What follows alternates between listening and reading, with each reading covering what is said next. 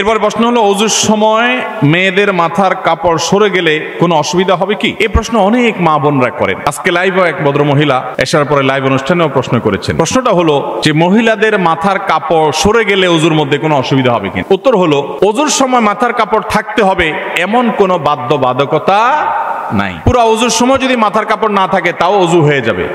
দেখতে হবে যে কোনো গায়রে মাহরাম পুরুষ তাকে দেখছে কিনা। কোনো গায়রে মাহরাম পুরুষ নয়, বাসায় এখানে বাপ ভাই আছেন, স্বামী আছেন, সন্তান আছেন, তাদের সামনে তিনি ওযু করছেন বা অন্য নারীর সামনে ওযু করছেন বা একা একা ওযু করছেন। মাথায় কাপড় যদি টোটাল পুরো ওযুতে একবারও না থাকে তাতে কোনো অসুবিধা। আমরা সময় যেখানে জায়গা মাথা কাপড়ের সেটা দিই না, যেখানে মাথা কাপড় দেওয়ার দরকার নাই সেখানে মাথা কাপড় নিয়ে টানাটানি করি। আজানের সময় অনেক মহিলা মনে করে যে ঘরে আছে একা একা কেউ নাই, তারপরে আজান শুরু হয়ে গেছে তাড়াতাড়ি মাথায় কাপড় দেওয়া শুরু করে। আছে না নাই? এখানে মাথা কাপড় দেওয়া জরুরি না তো। যদি কোনো গায়রে মাহরাম পুরুষ থাকে তখন আজান না হলেও মাথায় কাপড় দিতে হবে।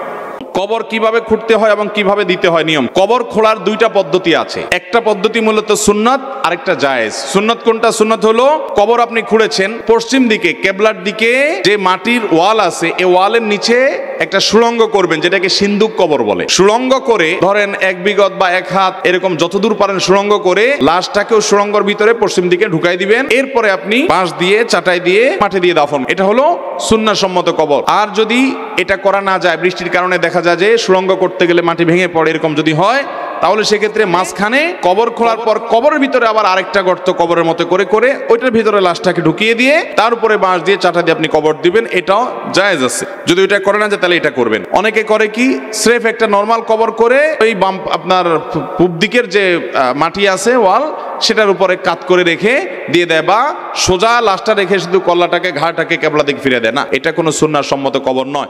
অনেকগুলো প্রশ্ন আছে আমাদের বোনদের, মাশাআল্লাহ। আমি চেষ্টা করছি প্রশ্নগুলোর উত্তর দেওয়ার জন্য।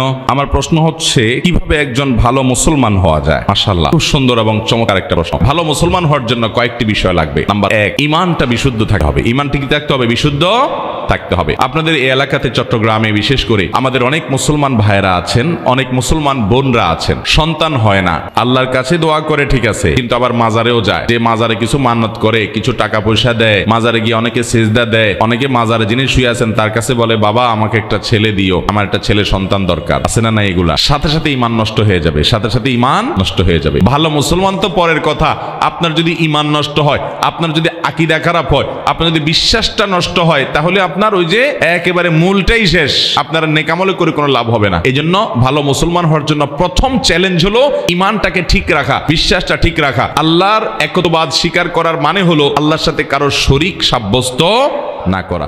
তবে কিয়ামতের ছোট আলামতের বেশিরভাগই প্রকাশ হয়ে গেছে। ওই 131টা আলামত আমি একবার অ্যানালাইসিস করার চেষ্টা করেছি, ওইটাকে বাংলায় সংক্ষেপ করেছি। আমি দেখেছি ম্যাক্সিমাম আলামত জাহির হয়ে গেছে। তার ভিতরে একটা আলামতের কথা আপনারা প্রসিদ্ধ জানেন, ওয়ান তারাল হুফাতাল উরাতাল আলাতা রিআআশা ইয়াতাতাওয়ানা ফিল বুনিয়ান। উলামা ইকরাম প্রসিদ্ধ হাদিস একবারে শুরুর দিকেই আপনার তালেবে ইলমদেরকে পড়ায় থাকেন দাওরা হাদিসের। যার কারণে কিয়ামতের ছোট আলামতগুলো, যে ছোট লোকরা বড় হবে, বড় লোকরা ছোট হবে, অসম্মানীরা সম্মানিত হবে, সম্মানীরা অসম্মানিত হবে, এরকম কিয়ামতের অনেক আলামত ঘটে গেছে, কিন্তু অনেকগুলো এখনো বাকি আছে। ইয়াজুজ মাজুজ বের হবে, এগুলোর একটাও এখনো, সূর্য পশ্চিম দিক থেকে উঠবে, এগুলো একটাও হয় না। এগুলো কিয়ামতের আরো নিকটবর্তী হলে তখন হবে। সেটা কত বছর বাকি আছে তার ইলম একমাত্র আল্লাহর কাছে আছে। ছোট আলামতের এক্সাক্ট সংখ্যা বলা কঠিন, কয়টা ঘটছে কয়টা ঘটে নাই, তবে বড় আলামত একটাও এখনো প্রকাশ পায় নাই। কিয়ামতের ছোট বড় আলামত কি আলামত বাকি, কিয়ামতের ছোট বড় আলামত কি কি আলামত বাকি আছে জানতে চাই। কিয়ামতের বড় আলামত 10টা। বড় আলামত কয়টা ভাই? 10টা। আর ছোট আলামত আছে অগণিত, অজস্র। সৌদি আরবের একজন আলিম ডক্টর মোহাম্মদ আল আরিফি আরশাদুস সাহ এবং নেহায়াতুল আলম নামে একটা বই লিখেছেন। এই নেহায়াতুল আলমে তিনি অনেকগুলো কিয়ামতের আলামত উল্লেখ করেছেন, প্রায় 141টা আলামত। এর মধ্যে 131টা হলো ছোট আর 10টা হলো বড়। বড় আলামত বলা হয় ওই আলামতকে যেগুলো কিয়ামতের একদম শেষের দিকে ঘটবে, সেগুলোর একটাও এখনো ঘটে নাই। যেমন ইমাম মাহদির আগমন, ঈসা আলাইহিস সালামের আগমন, দাজ্জালের আগমন, ধোঁয়া বের হবে, হ্যাঁ, তারপরে যায় দাব্বাতুল আরদ বের হবে, 3টা ভূমিধস হবে, ইয়াজুজ মাজুজ বের হবে। এগুলোর একটাও এখনো, সূর্য পশ্চিম দিক থেকে উঠবে, এগুলো একটাও হয় না। এগুলো কিয়ামতের আরো নিকটবর্তী হলে তখন হবে। সেটা কত বছর বাকি আছে তার ইলম একমাত্র আল্লাহর কাছে আছে। এরপরে প্রশ্ন হলো, আমি আপনাকে অনেকবার স্বপ্নে সাক্ষাৎ করেছি এবং শুধু আপনার সাথে হাত মিলাতে চাই।